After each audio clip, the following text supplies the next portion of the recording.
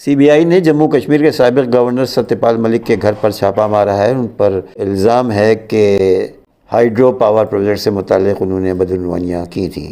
Central bureau of investigation 30 سے زائد مقامات پر چھاپے ماری، جس میں جموں کشمیر کے سابق گورنر ستیہ پال ملک سے منسلک ان کے کمپلیکس میں بھی شامل ہیں۔ مرکزی زیر انتظام علاقے میں ایک ہائیڈرو پاور پروجیکٹ کا ٹھیکہ دینے میں مبینہ بدعنوانی کی تحقیقات کے سلسلے میں یہ چھاپے مارے جا رہے ہیں۔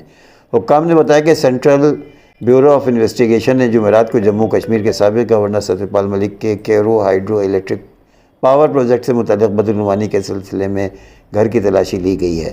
تفتیشی ایجنسی نے کیس کے سلسلے میں 30 مقامات پر تلاشی لی ہے۔ ذرائع نے بتایا کہ دہلی میں ملک کے احاطے کے میں بھی تلاشی لی جا رہی ہے۔ سینٹرل بیورو آف انویسٹیگیشن 30 سے زائد مقامات پر چھاپے ماری، جس میں جموں کشمیر کے گورنر ستیہ پال ملک کو اس الزام میں چھاپے مارے جا رہے ہیں کہ انہوں نے 2200 کروڑ روپے کے سول ورکس دینے میں مبینہ بدعنوانی کی تھی۔ سابق گورنر ستیہ پال ملک کے گھر پر اور دیگر ان کے ساتھیوں کے مکانات اور آفیسز میں سی بی آئی کے چھاپے کے بعد میں ان سب کے دوران سابق گورنر نے اپنا رد عمل ظاہر کیا ہے۔ ان کا یہ بیان سوشل میڈیا سائٹ ایکس یعنی ٹویٹر پر ان کے آفیشیل اکاؤنٹ سے جاری کیا گیا ہے۔ ان کے اکاؤنٹ میں لکھا گیا ہے کہ میں گزشتہ 3-4 دنوں سے بیمار ہوں، اسپتال میں داخل ہوں۔ اس کے باوجود میرے گھر پر ڈکٹیٹر سرکاری اداروں کے ذریعے چھاپے مارے جا رہے ہیں۔ میرے ڈرائیور اور میرے اسسٹنٹ پر بھی چھاپے مارے جا رہے ہیں اور غیر ضروری طور پر مجھے ہراساں کیا جا رہا ہے۔ میں کسان کا بیٹا ہوں، میں ان چھاپوں سے نہیں ڈروں گا، میں کسانوں کے ساتھ ہوں۔ ستیہ پال ملک۔ حکومت ہند نے ایگزیکٹو آرڈر جاری کیے ہیں جن میں ٹویٹر یعنی ایکس سے مخصوص اکاؤنٹس اور پوسٹ کے خلاف کارروائی کرنے کا مطالبہ کیا گیا ہے۔ ممکنہ جرمانے اور بشمول اہم جرمانے اور قید۔ ایکس نے لکھا ہے کہ انہوں نے مزید لکھا ہے کہ احکامات کی تعمیل کرتے ہوئے ہم صرف ہندوستان میں ان اکاؤنٹس اور پوسٹ کو بلاک کریں گے۔ ایلن مسک کے سابق کسانوں کے احتجاج سے منسلک اکاؤنٹس کو معطل کرنے کے ہندوستان کے حکم سے متفق ہیں۔ الیکٹرانکس اور انفارمیشن ٹیکنالوجی کی وزارت نے درجنوں سوشل میڈیا اکاؤنٹس اور کسانوں کے احتجاج سے منسلک پوسٹ کے خلاف ہنگامی طور پر بلاک کرنے کے احکامات کو حتمی شکل دینے کے چند دن بعد ہی سوشل میڈیا کمپنی ایکس نے جمعرات کو کہا کہ وہ مخصوص اکاؤنٹس کو بلاک کرنے اور پوسٹ کرنے کے لیے کوشش کریں گے۔ تاہم ایلن مسک کی ملکیت والی کمپنی نے ان ہدایات سے اتفاق نہیں کیا ہے اور اظہار رائے کی آزادی کے لیے اپنی وابستگی پر زور دیا ہے۔ اس کے عالمی حکومتی امور کے اکاؤنٹس کے ذریعے انہوں نے مزید لکھا کہ احکامات کی تعمیل کرتے ہوئے ہم صرف ہندوستان میں ان اکاؤنٹس اور پوسٹ کو بلاک کریں گے، تاہم ہم ان اقدامات سے متفق نہیں ہیں اور سمجھتے ہیں کہ اظہار کی آزادی ان پوسٹوں تک پھیلتی ہے۔ امریکی رکن کانگریس اینڈی اوگلز نے فلسطینیوں سے متعلق ہرزہ سرائی کی ہے۔ ان کا خیال ہے کہ غزہ میں فلسطینیوں کو نیست و نابود کر دینا چاہیے۔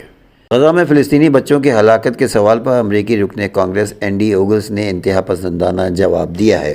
اینڈی اوگلز نے جواب میں کہا کہ ہمیں غزہ میں سب کو ہلاک کر دینا چاہیے۔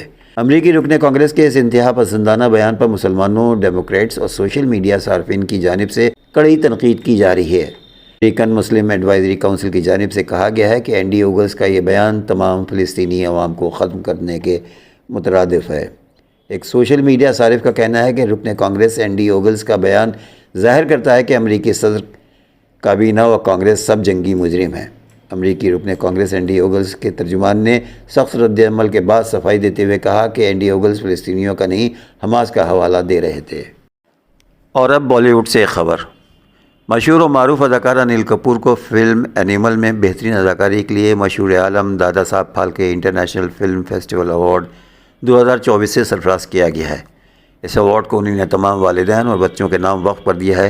انہوں نے کہا کہ میں یہ ایوارڈ والدین اور بچوں کو وقف کرنا چاہتا ہوں جو ہر جگہ اپنی بہترین کارکردگی کا مظاہرہ کرتے ہیں۔ ہم شاید ایک دوسرے کو نہ سمجھیں لیکن خاندان کے لیے پیار کو کبھی ختم نہیں ہونے دیں گے۔ انل کپور نے مزید کہا کہ اس ایوارڈ کے لیے آپ کا شکریہ۔ میں فلم اینیمل کی پوری ٹیم، تمام اداکاروں اور ہدایت کار سندیپ وانگا ریڈی کا شکریہ ادا کرنا چاہتا ہوں۔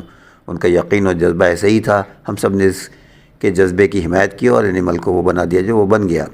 تقریب کی میزبانی کرنے والے اداکار جاوید جعفری نے انل کپور کی تعریف کرتے ہوئے کہا کہ انڈسٹری میں طویل سفر کے بعد بھی انل کپور کسی طرح ہر پروجیکٹ پر اپنی فلم سمجھتے ہیں اور اتنی ہی لگن اور محنت کا مظاہرہ کرتے ہیں۔ جب جاوید نے میگا اسٹار سے پوچھا کہ وہ کیا چیز انہیں آگے بڑھنے میں معاونت کرتی ہے تو انل کپور نے کہا کہ جو چیز مجھے آگے بڑھاتی ہے وہ یہ ہے کہ میں جو کچھ کرتا ہوں اسے پسند بھی کرتا ہوں اور آخر میں ایک دلچسپ خبر، ہمارے معاشرے میں مرغ کھانا، مرغ کی دعوت کرنا بہت پھیلتا جا رہا ہے۔ بعض مرد و خواتین دیر تک مرغ کو پانی کی دھار کے نیچے رکھتے ہیں، اسے خوب مل مل کر دھوتے ہیں اور سمجھتے ہیں کہ یوں ہی گوشت اچھی طرح سے صاف ہوتا ہے، مگر سائنسی و طبی اعتبار سے یہ عمل درست ہے؟ امریکہ کے محکمہ زراعت یونائٹڈ اسٹیٹ آف ایگریکلچر سے منسلک ماہر اور ماہرین غذائیت کہتے ہیں کہ چکن یعنی گوشت کی دیگر اقسام کا پانی سے دھونا غلط ہے۔ وجہ یہ ہے کہ چکن یعنی مرغ کے گوشت پر مختلف اقسام کے جراثیم بیکٹیریا موجود ہوتے ہیں۔ گوشت دھونے سے یہ جراثیم پانی کے ذریعے دھونے والی جگہ پر پھیل جاتے ہیں، پھر جس شے سے مس ہوں اس کے ساتھ چمٹ جاتے ہیں، یوں وہ پھیل کر بیماریاں پیدا کرنے کا سبب بنتے ہیں۔ ان جراثیم کا پھیلاؤ روکنے کی خاطر ہی ماہرین مشورہ دے رہے ہیں کہ چکن کو پانی سے نہ دھویا جائے۔ ماہرین طب کا کہنا ہے کہ چکن کو پیپر ٹاول سے صاف کیجیے، پیپر کو چکن کے ساتھ لگائیے تاکہ گوشت کی نمی اس میں جذب ہو جائے، پیپر کوڑے میں پھینک دیجیے، اس طرح سے چکن کے بیکٹیریا کا پھیلاؤ انجام نہیں پاتا۔ گوشت کے ساتھ ساتھ چمٹا خون یا چھیچڑے بھی پیپر ٹاول یا کسی صاف کپڑے سے پوچھیے اور اس طرح سے آپ ان جراثیم اور بیکٹیریا سے بچ جائیں گے جو مرغ کے دھونے کے دوران پھیلتے ہیں۔